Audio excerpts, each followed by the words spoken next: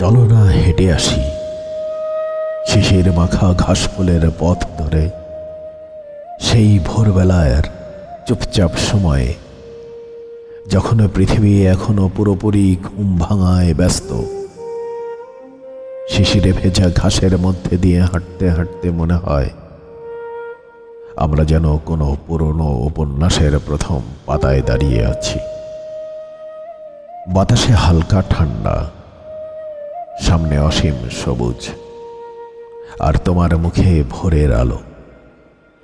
এগুলো মিলেই এক অদ্ভুত শান্তি ছড়িয়ে দেয় আমার ভেতরে।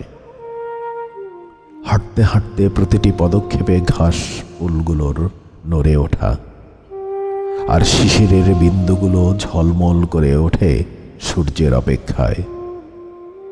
তোমার হাতটা ছুঁয়ে রাখলে মনে হয় সবকিছু ঠিক আছে, কোনো তাড়া নেই, কোনো ভয় নেই, শুধু এই পথটাই রয়েছে, আর রয়েছো তুমি।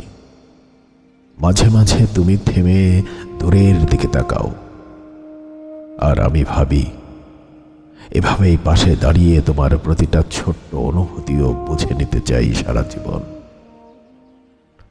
এই পথটাই যেন প্রতিটি ঘাস, প্রতিটি বাতাস আমাদের গল্প জানে আমরা কত না বলা স্বপ্ন বুকের ভেতরে লুকিয়ে রেখেছি।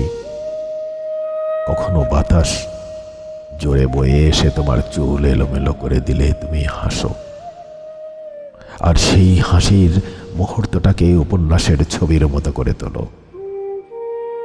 শেষ প্রান্তে এসে আমরা দুজন একটু থামি। তুমি বলো, এমন পথ যদি প্রতিদিন থাকতো? আমি শুধু মৃদু হেসে বলি, পথ তো থাকবে, তুমি থাকলেই।